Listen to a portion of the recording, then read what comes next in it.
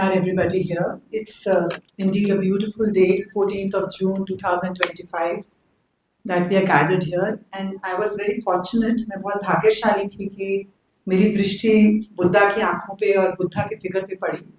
I am very, very lucky to be sitting facing the Buddha there on the other wall, on the dais, and be blessed. And I hope that what I say is for the greater good and in the service of humankind. As Professor Sudhakar in the morning had pointed out two things, I would like to start off in a flow from where he started. I would like to continue some points he raised. He had said that we need empathy. Empathy का मतलब क्या है कि हम अपने आप को दूसरे के जूतों में, दूसरे की चप्पल में डाल के सोचें कि उसके ऊपर क्या गुजर रही है, उसके ऊपर क्या हो रहा है, और हम अपनी ही स्थिति से, अपनी ही सोच से जाके सवाल ना पूछना शुरू कर दें, क्योंकि पत्रकार का काम है सवाल पूछना. As a journalist, we are bound to ask questions and to report a story and to tell the story through our perspective and our understanding of the story to our reader or audience. तो जब हम journalist हैं, हम पत्रकार हैं, हम broadcast journalist हो या प्रिंट जर्नलिस्ट हो या डिजिटल जर्नलिस्ट हो, हम किसी भी सिचुएशन में जाते हैं और हम खटाखट like a good news person, a newsmaker, quickly get the story, maybe only get the press release, and that's good enough. Press release ही आजकल ज़्यादातर सब creating all the stories. Or we may talk to people, we may find out something about the story and tell it. So the topic that I was being asked to speak on in the panel discussion is decolonization of media and understanding of Bharat. Now I had to prepare to be able to speak to you. It's not that everything is inside me and I'm born or I have knowledge of everything in the world. Like journalists, we prepare, we study, we research, we get the context, we get to know all the sides and the perspectives. Then we go out and try to get the story as truthfully as we can, as objectively as we can, even though we are subjective, क्योंकि हम सबका एक नजरिया है, perspective है, और हम किसी भी स्टोरी को अपने ही नजरिया, अपनी दृष्टि और अपने पर्सपेक्टिव से देखेंगे.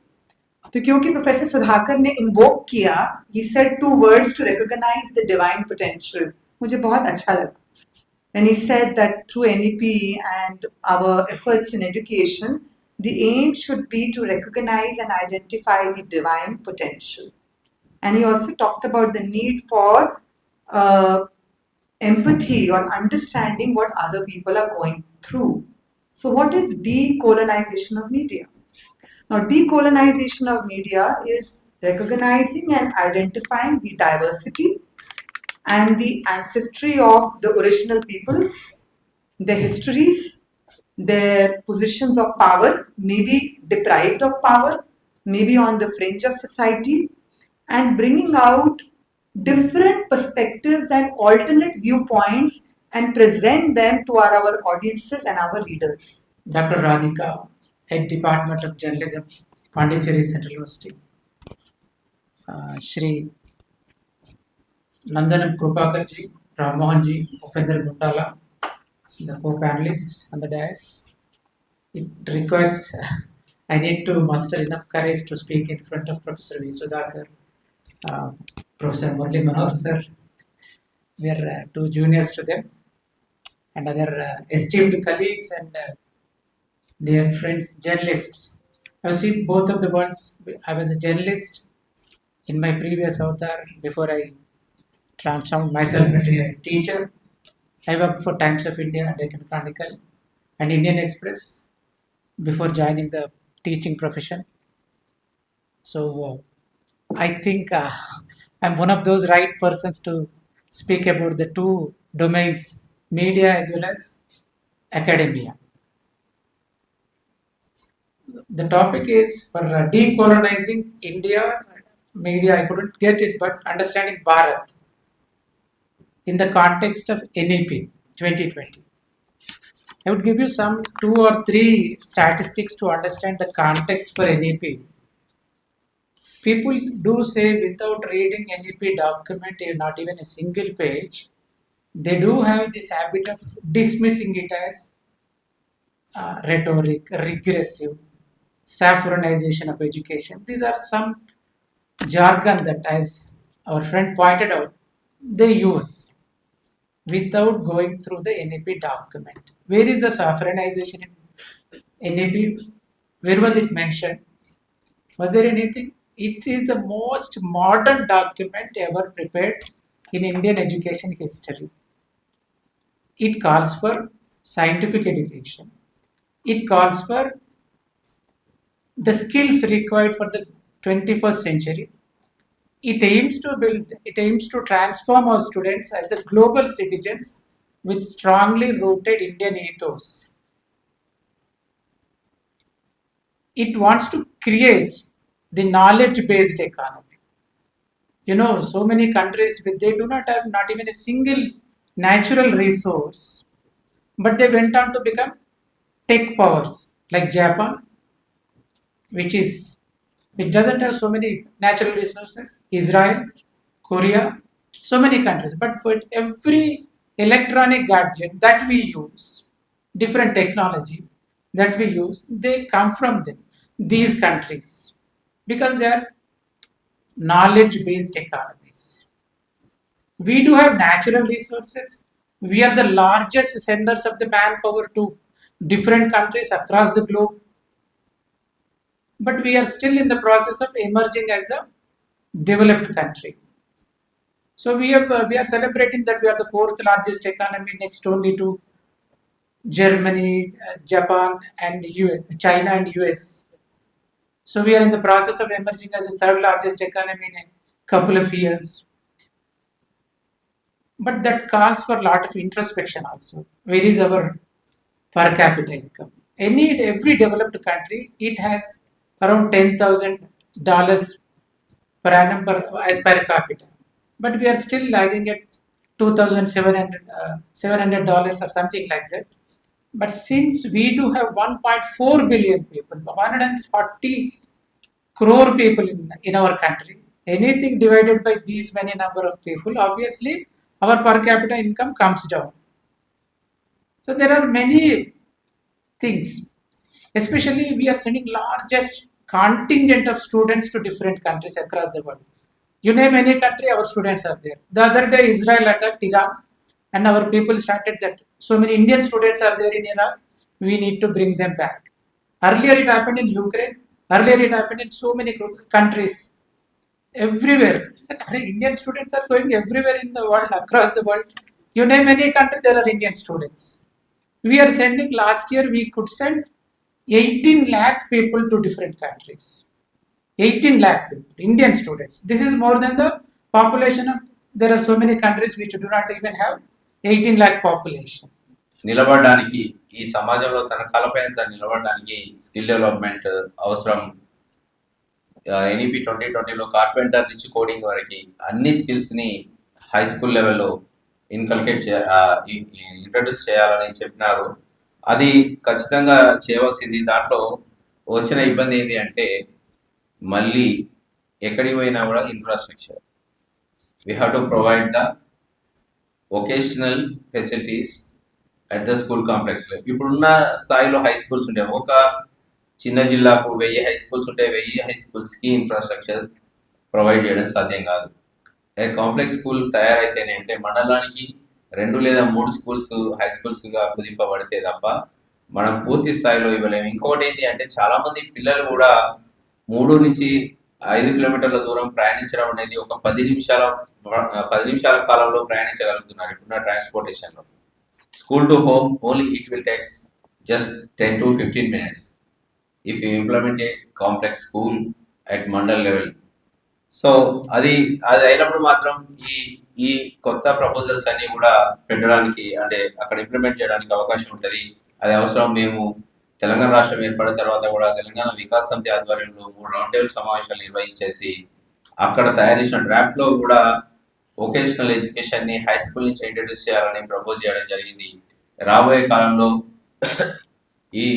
ఈ దేశంలో ఉన్న యూత్ అందరికీ కూడా అవకాశాలు కల్పించడం కోసం ఇది అవసరం. ఇంకొక మంచి అంశం ఏముంది అంటే, సిడబ్ల్యూఎస్ అండ్ పిల్లలు, అంటే లివింగ్ నో వన్ బిహైండ్ అనే ఒక నినాదంతో ఎవ్వరికి కూడా విద్యను దూరం చేయకూడదు. అంటే వికలాంగులు, తర్వాత ఏమంటాం వాళ్ళని CWS and needy, special needy ఉన్న పిల్లలందరికీ కూడా విద్య అందించడం కోసం ఇందులో చెప్పడం జరిగింది. ఇది కూడా మంచి ప్రతిపాదన. ఇవన్నీ ఇంప్లిమెంట్ చేయాల్సి ఉన్నది. ఇవి ఇప్పుడు జిల్లాకు ఒకటే స్కూల్ ఉన్నాయి. అంటే పాత జిల్లా పరిధిలో ఒక స్కూల్ ఉంది. వీటిని ఇంకా కొంచెం తాలూకా స్థాయి, నియోజకవర్గ స్థాయిలోకి పెంచుకోవాల్సిన అవసరం ఉంది sir. Empowering educators, leverage of digital tools, ఇవి రెండు కూడా టీచర్స్కి సంబంధించినవి. ఈ టీచర్స్ని రెగ్యులర్గా ట్రైన్ చేయడం కోసం సంవత్సరానికి 20 రోజులు ట్రైనింగ్ చేయాలనేది మనకి ఆల్రెడీ ఉంది. ఒక టీచర్ ట్రైన్ చేయాల్సిన దాన్ని ఖచ్చితంగా అమలు చేయగలిగితే ఇది సాధ్యమవుతుంది. ఇంకొకటి ఏంటి అంటే digital knowledge or open resources, open education OERs అంటారు. ఓపెన్ ఎడ్యుకేషన్ రిసోర్సెస్ యూజ్ చేసుకోవడం అనేది టీచర్స్ విరివిగా వినియోగించుకోవడానికి ల్యాబ్స్ ఇవ్వడం జరిగింది. ఇది is the good thing sir. ఇవన్నీ కూడా ఆర్థిక వనరులతో ముడిపడి ఉన్న విషయాలు. ఈ కాంట్రవర్సీకి సంబంధించి వస్తే ప్రధానంగా ఫస్ట్ ఆబ్జెక్షన్ ఏంటంటే language policy, Hindi imposition. Telangana వాళ్ళకు ఏమనిపించదు, ఎందుకంటే మనకు త్రిభాషా సూత్రం నడుస్తుంది కాబట్టి హిందీ అనేది ఎప్పటి నుంచో నేర్చుకుంటున్నాం. లైక్ తమిళనాడు వాళ్ళకి ఏంటంటే వాళ్ళకి ద్విభాష నియమం ఉంటుంది. వాళ్ళ మదర్ టంగ్ ఒకటి ఉంటుంది, ఇంగ్లీష్లో ఉంటుంది అంతే. సో అట్లాంటి రాష్ట్రాలు దాన్ని వ్యతిరేకిస్తున్నాయి కానీ అన్ని రాష్ట్రాలు వ్యతిరేకించడం లేదు. సో బలవంతంగా ఇంప్లిమెంట్ చేయాలని చేయకూడదు. ఎందుకు ఇక్కడ ఒక పెద్ద సమస్య ఉంది అంటే విద్య అనేది రాష్ట్రాలకి కేంద్రాలకి మధ్య ఉన్న అంశం. స్కూల్ ఎడ్యుకేషన్ స్టేట్ సబ్జెక్ట్ అయితే హయ్యర్ ఎడ్యుకేషన్ కాంకర్డ్ సబ్జెక్ట్. అంటే రెండు కేంద్ర రాష్ట్ర ప్రభుత్వాలు 60-40% నిధులు ఇస్తూ నడిపించాల్సిన వ్యవస్థ. స్కూల్ ఎడ్యుకేషన్ పూర్తి స్థాయిలో రాష్ట్ర ప్రభుత్వం కంట్రోల్లోనే ఉంటుంది. అయితే ఇక్కడ ఏమొస్తుంది అంటే ఇది ఒకటే కాదు, సమాఖ్య స్ఫూర్తి, ఫెడరల్ స్పిరిట్ దెబ్బతినకుండా చూసుకోవాల్సిన బాధ్యత కేంద్రాన్ని. ఎందుకు అంటే కొన్ని అంశాల్లో ఫెడరల్ స్పిరిట్ దెబ్బతింటే ఏమవుతుంది అంటే యూనిటీ పోతుంది. రాష్ట్రాలు తమకు తాముగా సొంతగా, ఒక ఎగ్జాంపుల్ ఏంటి అంటే పోలీస్ అతను అనవసరంగా రోడ్డు మీద పోతే కేసు పెడితే మనం కోర్టుకు వెళ్తే న్యాయం జరుగుతుంది అనే ఒక నమ్మకం ఉంది కాబట్టి పోలీస్ మీద కానీ వ్యవస్థ మీద కానీ అంత ఇమీడియట్ గా రెవల్యూట్ అయ్యే లక్షణం ఉండదు. అంటే కనుక బాగా మనకు ఒక వ్యవస్థ కనుక అన్యాయం జరుగుతుంది, ఇందులో ఉన్న ఇంకొక వ్యవస్థ ద్వారా నేను న్యాయం పొందగలన్నప్పుడు ఈ వ్యవస్థను ఓవరాల్ గా మనం యాక్సెప్ట్ చేస్తాం. కానీ ఎక్కడ పోయినా న్యాయం జరగదన్నప్పుడు ఏమైతే అంటే టోటల్ వ్యవస్థ మీదనే తిరుగుబాటు వస్తుంది. అట్లా ఫెడరల్ స్పిరిట్ పోతే ఏమైతే అంటే భిన్నత్వం ఏకత్వం దెబ్బతింటుంది. ఆ ఫెడరల్ స్పిరిట్ దెబ్బతినకుండా చూసుకోవాల్సిన బాధ్యత కేంద్ర రాష్ట్ర ప్రభుత్వాలు రెండింటి మధ్యలో ఉంది. ఆ సహకారం కోఆర్డినేషన్ అనేది అవసరం. Chanakya University, one of the founders of the Chanakya University, Professor Sridhar, is a very integral part of the national education policy draft. Then Srimati Krishnaveni Garu, Ravikant Srinivas Garu, R.K. Murthy Garu, and other very distinguished people present here and participants. First of all, let me thank you for the opportunity given to me. The topic is very interesting, and I think first let's talk 1 minute about the approach to the topic. We are talking about the media and NEP. So I am from academics, so I will talk about NEP in academics. And Valeshwar Garu is a journalist, a senior journalist. He will talk as a media expert. But it's not important that way. What is important is how media intersects the national education policy, or how the national education policy intersects media. And once a particular policy intersects with another policy, the resultant is not confined only to one policy, but it could be related to people at the ground level. And like our life is not, coordinated, our life is guided by one policy. We have too many policies in India, and we are Indians, and all these policies in one way or another affect us. So when these two policies intersect, what could be the result? And I would say two things. First, I am sure you might have heard of this policy. If you see the history and the way it evolved, it's very, very interesting because I remember Sri Kasturi Rangan interacting with wide range, 400 and above organizations to make this policy. And these all grassroots level organizations. Kasturi Rangan, a scientist of repute, he didn't confine himself to elite section. He informed, he interacted with the grassroots sections. Plus, we have earlier policies right from the days of Radhakrishnan.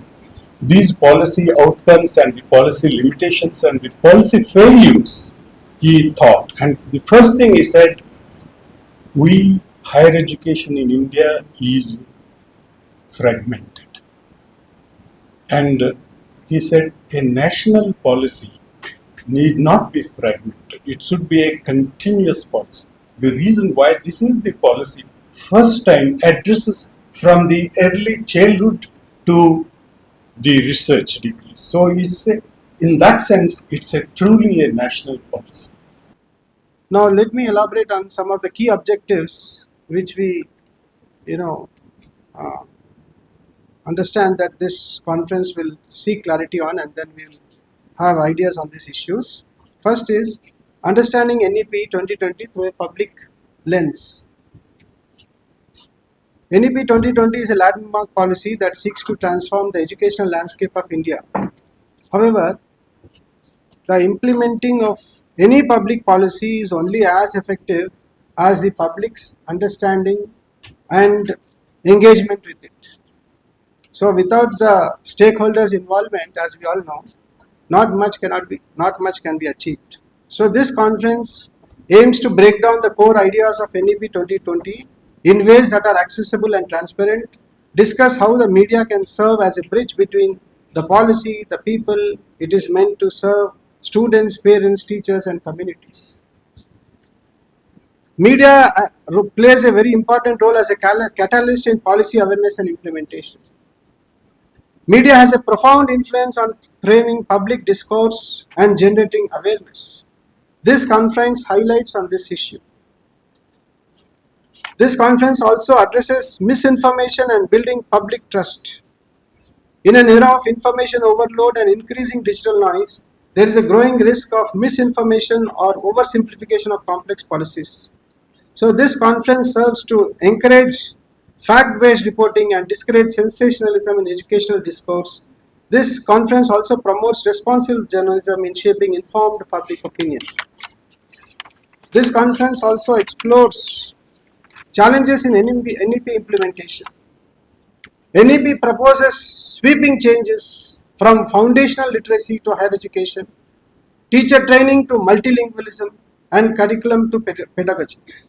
Through this conference, we intend to discuss the gap between policy, vision, and ground realities, examine regional, linguistic, socio-economic, and infrastructural challenges in implementing NEP 2020, and offer a platform for various voices from different regions and sectors to share their experiences and concerns. And this conference also aims to build a collaborative ecosystem. This conference is not just about debate, it is about building partnership. This is a wonderful collaboration that we have for the first time between the working journalist and the education. Though we are serving the same purpose since a long time, but through this conference we have this is a collaboration has come between the working journalist of India, and then I'm profusely thankful to Mr. Rana Pratap, who has worked dedicatedly for this purpose since a long time, since the month of February, March. He has been struggling hard to make this conference happen. So we are able to conduct this conference today. So this conference is not just about debate, it is about building partnerships. It is between academia and media. It is between government and the grassroots. It is between policy designers and policy recipients. We believe that inclusive dialogues like this are essential to ensure that reforms are people centric, participatory, and sustainable. The guests on the dais and the intellectuals in front of us. I feel very privileged to be here in front of the intellectuals, either from the media or from the academia. So it's my very much privilege that I have got this opportunity, and thanks to my friends who has invited me here. So the chief guest for today's this academic program, Professor N. Nagaraju, Vice Chancellor, Sri Baleshwarji, very good information he is giving in between the speakers. Sri Rabindranath R. Murthy, Dr. J. Lalita ji, Professor P. Sudhakar ji, Sri Ravikanti Srinivas ji, my friends. It's when I heard about this seminar, I was so excited to take part in that because of the information I will receive here. And when I come to know about that, it is being held in the education department. So it's another excitement for me because the persons who are here, I was going through the papers being presented here. So all are so encouraging, so interesting to know about that. Being as a journalist, I find a lot of interest in the new education policy. The first time some sir has given a lot of information. So the first new education policy was in the modern era. It was introduced in 1986, which got some amendment in 1992 during the Narasimha Rao ji, and since then it was a long gap. When it came in 2020, so it was almost 34 years for the national education policy. During that 3 decades, if you'll see, lot of changes has happened in this world. And the world is growing so fast, whether it is the matter of liberalization, globalization, matter of the technical upgradation, matter of the computerization, then wave medias, and all lot of changes has taken place either on the part of the education or on the part of the economy or on the part of the social structure and all. We can see that even the geopolitical arena, if you see, lot of changes has taken because lots of new organization has formed. So it was too much awaited to bring some such kind of a very useful and very fruitful new education policy, so that the gap between the academics and the industry should be fulfilled. And when I was going through this new education policy, NEP, I find that it's a great effort being put to fill those gaps which has created between the university syllabus and the industrial requirement. So that was being one of the important reasons for the unemployment rate in our country.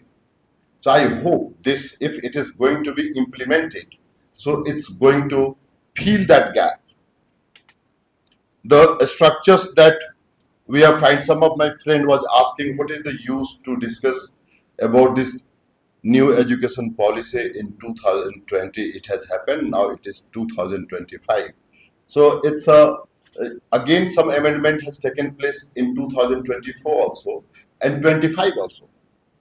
So it is so relevant, it is being relevant until it's not going to be implemented properly. And most importantly, we were struggling to articulate the aims and objectives of this seminar. Friends,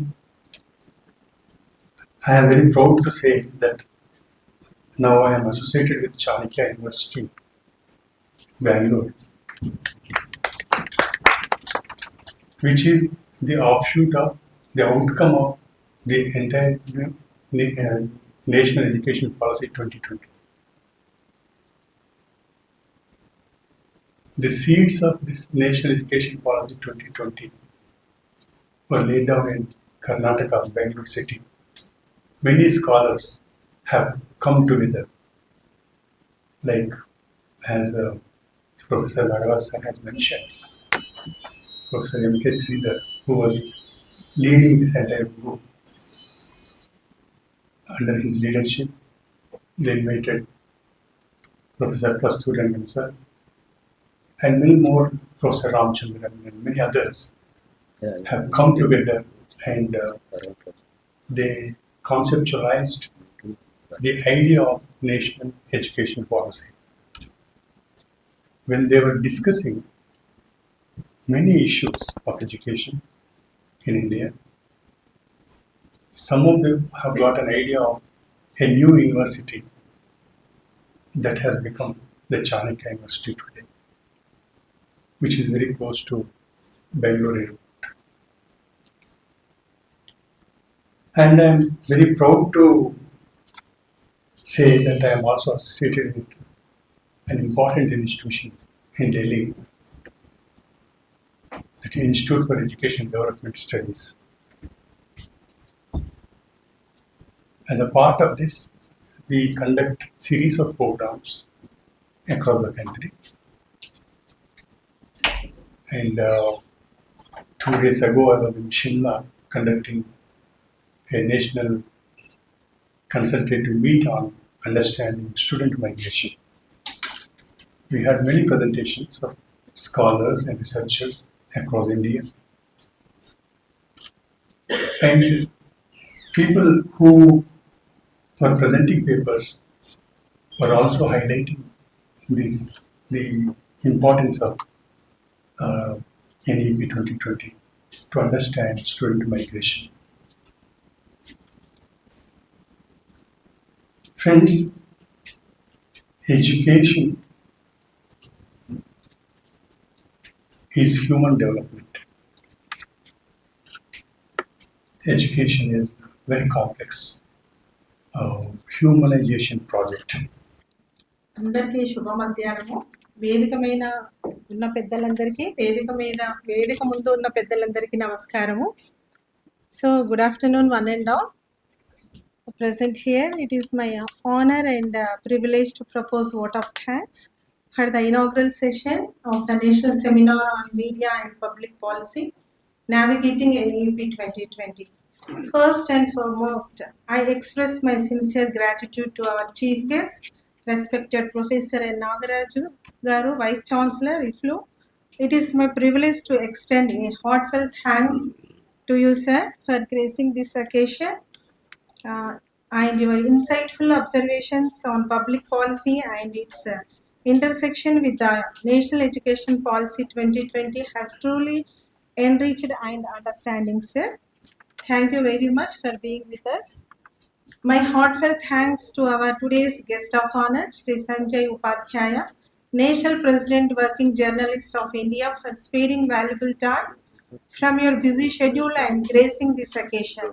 Your inspiring address has added great value to this seminar and enlightened us.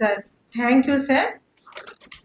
I take this opportunity to extend our sincere gratitude, Professor B. Sudhakar sir, former Dean IFLU, for delivering a highly engaging and enlightening keynote address. Your deep insights into the role of media in shaping public opinion and influencing policy implementation were both timely and impactful, sir. You have brilliantly highlighted how media can be a powerful ally in driving awareness, accountability, and public participation in educational reforms. Your thoughtful leadership has added immense value to our seminar, setting the tone for meaningful discussion and reflection throughout the day. Thank you, sir.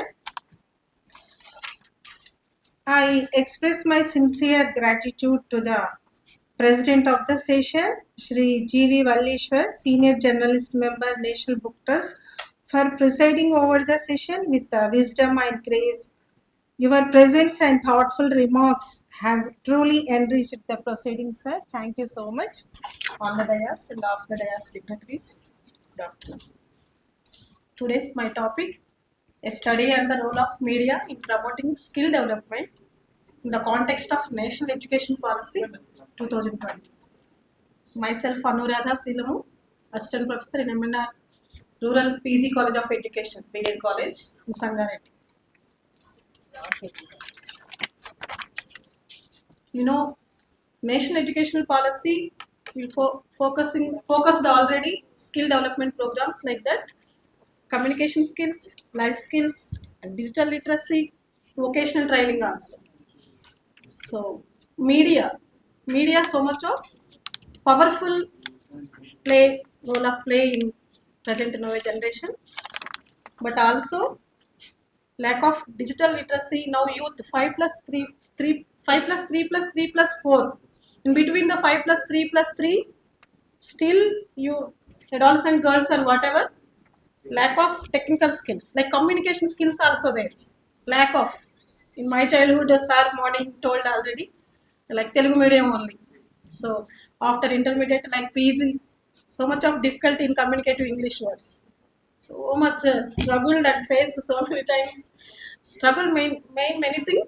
Language is not possible properly and communication. My childhood. So now NEP 2020 focused in primary stage, focused on like mother tongue. So I'm so happy as I'm teacher educated, like so very much happy. So whatever briefly I will discuss my topic.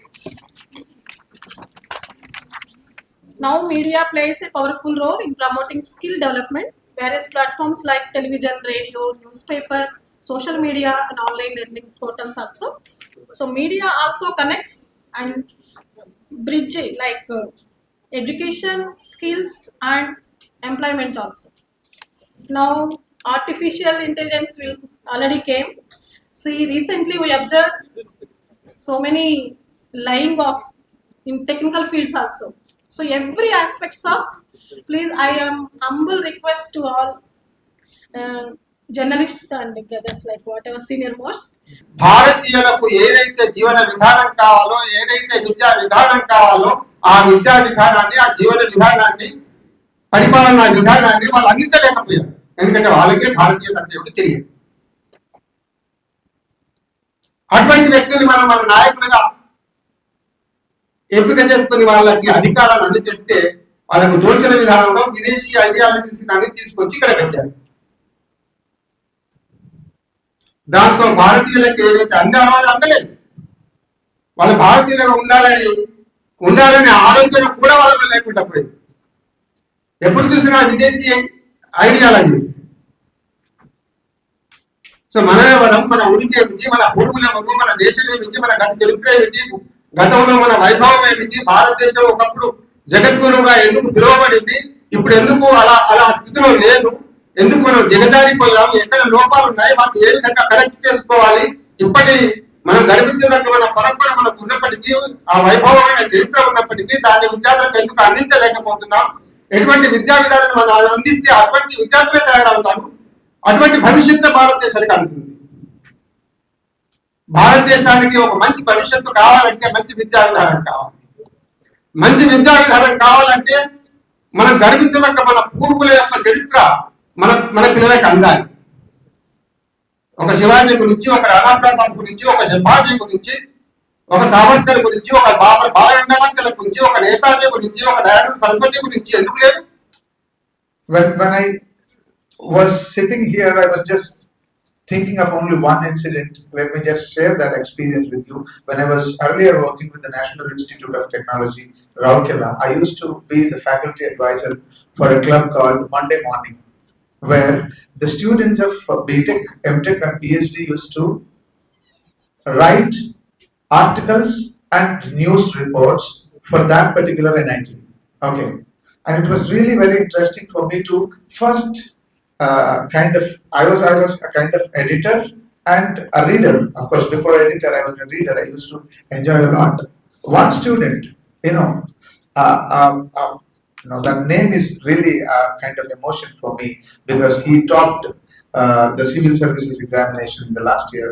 My own student, Mr. Animesh Pradhan, who was the second topper of the civil services examination in the year 2023, he was coming to me and asking me one particular question when he was reporting the administrative officials entering into their respective offices and the delay in it.